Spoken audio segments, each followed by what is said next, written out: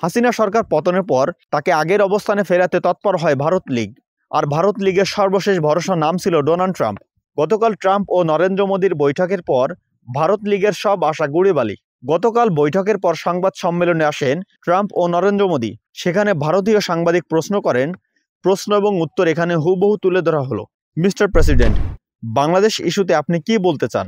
কারণ আমরা দেখেছি কিভাবে যুক্তরাষ্ট্রের ডিপ স্টেট বাইডেন প্রশাসনের সময় দেশটির শাসন পরিবর্তনে ভূমিকা ছিল, এটা স্পষ্ট। আর তারপর ডক্টর মোহাম্মদ ইউনুস জুনিয়র সোরাসের সাথেও দেখা করেন। সুতরাং বাংলাদেশ সম্পর্কে আপনার মতামত কি? উত্তরে ট্রাম্প বলেন, না, আমাদের ডিপ স্টেটের এখানে কোনো ভূমিকা ছিল না।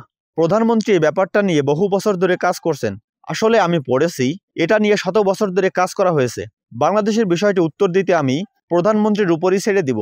পাশে বসা মোদির দিকে ইঙ্গিত করে এ কথাই বলেন ট্রাম্প। অতএব এখানে স্পষ্ট বোঝা যাচ্ছিল বাংলাদেশ নিয়ে কোনো মন্তব্য করতে চাচ্ছিল না ডোনাল্ড ট্রাম্প। উত্তরে লজ্জায় বাংলাদেশ নিয়ে কোনো মন্তব্যই করেননি নরেন্দ্র মোদী। আর এই ঘটনার পরে বাংলাদেশ নিয়ে অপপ্রচারে নেমে পড়ে ভারতের পাশাপাশি বাংলাদেশের কিছু মিডিয়া। পরে নিজেদের ভুল বুঝতে পেরে প্রতিবেদন সংশোধন করে ইন্ডিয়া স্টার।